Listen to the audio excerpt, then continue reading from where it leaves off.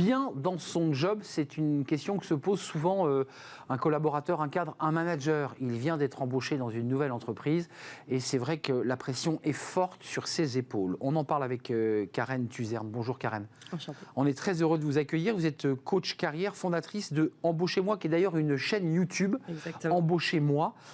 Combien de vues sur votre chaîne ? 2 millions de vues aujourd'hui. 2 millions de vues.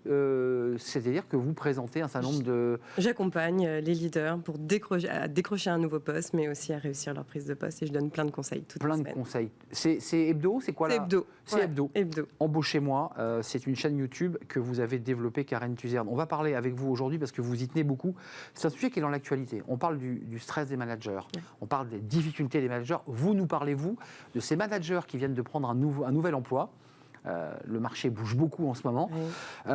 Et ils ont finalement le sentiment d'être débordés. Qu'est-ce qui se passe ? Il y a vraiment, quand on prend une prise de, sur une prise de poste, c'est un moment qui est crucial, qui est compliqué pour un manager. Il y a beaucoup de choses parce qu'il a énormément de choses à apprendre, surtout s'il arrive dans un nouvel environnement, une nouvelle entreprise, des nouveaux services, des nouveaux produits, les process, etc. Mais en plus de ça, il est observé, il est analysé. Il sait qu'il va être jugé et il sait surtout qu'il a 90 jours pour convaincre. Ouais, c'est une course contre la montre. C'est ça. Et s'il se rate, je ne dis pas qu'il est condamné, mais ça va compliquer les choses pour lui. Donc cette période-là, elle est cruciale. Il faut éviter de mal à gérer et anticiper au maximum. Vous dites aussi que dans je dirais, le sociotype du manager qui rentre en poste, c'est le profil, femme ou homme d'ailleurs, oui. On ne peut pas dire non. C'est-à-dire qu'on a quand même beaucoup de mal à dire non quand on arrive. On arrive, on veut faire plaisir, on veut surtout être apprécié de tout le monde. On ne va pas commencer à se faire des ennemis, donc on nous demande un truc, qu'est-ce qu'on fait ? Bien sûr, oui. J'ai ce nouveau dossier, oui. Tu vas à la réunion, oui. Et au final, qu'est-ce qui se passe ? La to-do list s'allonge. Et la pression monte. Et la pression monte, et on n'y arrive pas, et on se sent débordé, épuisé. Et c'est là où d'ailleurs l'erreur peut arriver. Oui. Ben oui, parce que c'est le faux pas. On en fait trop et voilà. Hop, on dérape. Quelles sont les erreurs, Karen, à ne pas commettre ? Je dirais l'erreur la plus fréquente qui arrive, c'est que souvent vous avez été embauché parce que vous étiez bon. Bah oui. Vous avez réussi. Enfin, bon au recrutement en tout cas. Oui, par exemple, vous êtes dans votre entreprise, vous avez réussi, on vous a dit c'est génial, viens faire la même chose dans cette entité, ou on est venu vous débaucher parce que vous étiez super. Et vous arrivez, vous dites mais moi je ne vais pas perdre de temps, j'ai la solution, je sais ce qu'il faut faire, j'ai tout compris. Et là, erreur fatale, parce que finalement, qu'est-ce qui se passe ? Vous vous agissez dans la précipitation. Et vous pouvez... Ce qui est intéressant dans ce que vous dites, c'est qu'il y a une forme de surconfiance du manager, parce qu'effectivement, il est chassé, donc il est un petit peu trop sûr de lui, et puis en fait, il n'a pas envie d'écouter la réalité de la boîte dans laquelle... Il veut se reposer sur ses acquis. Il n'est pas prêt à réapprendre, à faire un reset, à repartir de zéro. Parce que c'est ça qui est dur, c'est de dire, je remets les compteurs à zéro, je repars comme si je ne savais rien.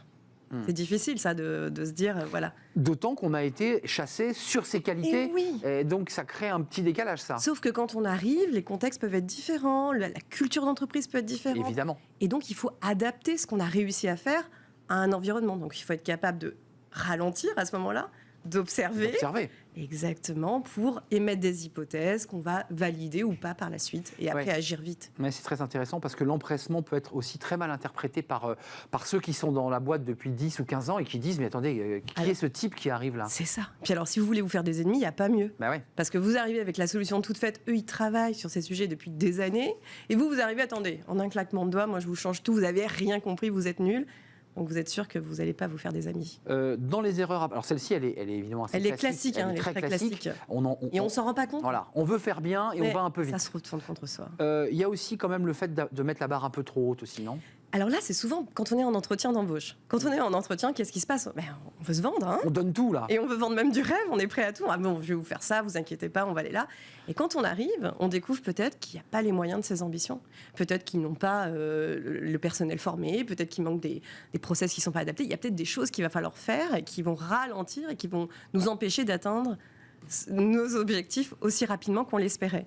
Donc ça veut dire que là, ce qui est très important, c'est qu'il va falloir à chaque fois revalider avec le manager quels sont les objectifs et renégocier, moi ce que j'aime bien dire, renégocier sa victoire. C'est-à-dire que peut-être on se repose, on dit voilà les conditions de départ, voilà les hypothèses, ok, on se met d'accord sur des objectifs, évidemment, à 3 mois, parce qu'on sait qu'on va être jugé à 3 mois. C'est les 3 mois de la période d'essai. C'est 3 mois qui sont cruciaux. Et des objectifs qu'on sait qui sont réalisables pour nous et validé par le supérieur. Comme ça, il n'y a pas de mauvaise surprise. Il faut en fait être crédible sans s'éparpiller. C'est toute la difficulté. On a envie de tout faire, tout taper, et puis finalement, la mission pour laquelle on est venu, on ne la fait plus. Eh oui.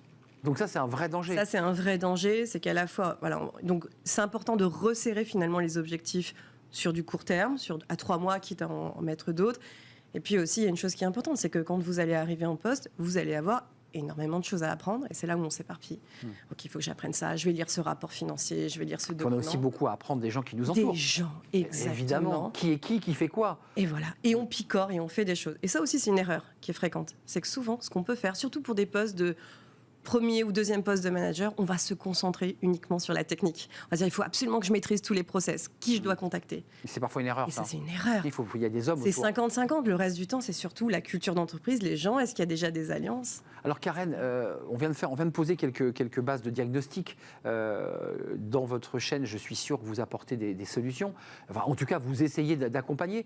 C'est quoi là les techniques simples pour mieux s'organiser, pour éviter toutes ces grosses erreurs? On doit respirer le matin avant d'entrer dans l'entreprise, on doit méditer sur la pelouse. Oui, je pense que surtout, il faut déjà anticiper sa prise de poste. Ça se prépare même un mois avant de rentrer en poste. Plus on anticipe, plus on va pouvoir gérer son agenda. Plus on va pouvoir être un peu maître, même si on ne l'est pas complètement. Donc, anticiper, refixer des objectifs avec son manager et surtout mettre en place un plan d'action. Un plan d'apprentissage, un plan d'action avec des victoires rapides. Voilà, il y a des choses à mettre. Et chaque semaine, alors moi, ce que j'aime bien faire, c'est... Moi, j'aime bien utiliser un agenda papier. Je prends l'agenda papier et en fait, ça se à met l'ancienne. Je vais faire les deux. Je ne suis pas complètement à l'ancienne. Je vais faire un agenda papier sur les grands axes. Quels sont mes objectifs à 3 mois? L'agenda, quoi. Ouais, l'agenda avec les pages qui se tournent. Ensuite, je vais mettre un objectif au mois 1. Qu'est-ce que je dois atteindre? Au mois 2, qu'est-ce que je dois atteindre? Et puis des objectifs par semaine. Et après, je vais compléter avec mon agenda électronique qui va me permettre, moi, d'y voir au jour le jour sur ce que je dois faire. Et je ne vais pas me mettre trop de tâches. Je ne vais pas faire des to-do lists qui n'en finissent plus et qui stressent. Je vais vraiment me dire, OK, quelles sont mes 3 tâches essentielles que je dois accomplir aujourd'hui? Et quand je les ai accomplies, quelle satisfaction. Et surtout, ça m'enlève cette charge mentale. Bien sûr. Et je me félicite aussi. Il y a un point que vous soulevez qui est très intéressant, c'est qu'on a les 90 jours, vraiment c'est un chrono, c'est une course contre la montre. Est-ce qu'il faut quand même exiger à la fois de son N+1, puisqu'il est manager, mais il a aussi un N+1, voire le N+2, d'avoir des petites rencontres d'étapes au mois, pour leur dire j'en suis là, je fais ça. Complètement. Sinon on se sent un peu perdu. Surtout, alors ça aussi c'est une erreur. On attend, on se dit j'ai encore rien fait, je peux voir personne, j'ai rien à dire. Pas du tout. Il faut tout de suite aller voir le manager pour vérifier que vous êtes dans la bonne direction, revalider. C'est votre partenaire en fait. Il ne va pas vous juger, vous êtes là pour émettre des hypothèses. Voilà, j'ai fait ces constatations, est-ce qu'on est d'accord? Est-ce qu'on va bien dans cette direction? Voilà, créer vraiment des rendez-vous, il en faut 5-6 sur cette période des 3 mois, c'est important. Juste avant de nous quitter, est-ce que vous confirmez, sans utiliser ce mot d'ailleurs, que ce manager a quand même besoin, même s'il a très envie de rentrer tout de suite dans le poste, une sorte de petite période d'audit finalement? Il fait son propre audit. Non, franchement, j'irai au moins 3-4 semaines. Bah oui. C'est indispensable, c'est incompressible. Même si on est très à l'aise, il faut 3-4 semaines au moins.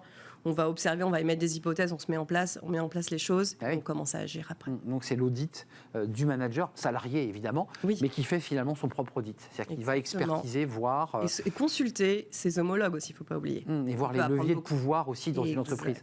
Ce n'est pas uniquement le logiciel. Non. C'est pas uniquement. Merci Karen Tucerne, c'est un plaisir de vous accueillir.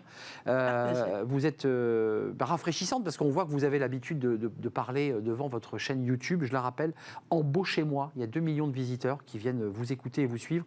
Coach carrière avec des conseils, on vient de l'entendre, très pratiques sur l'accompagnement des managers, notamment en début de poste. Merci d'être venu nous rendre visite. Tout de suite, c'est le livre de Smart Job. C'est tous les vendredis. Là, on va parler de la révolution 4.0. C'est vrai qu'il faut en parler de cette révolution numérique qui est en train de transformer tous nos métiers. On en parle, c'est le livre de Smart Job.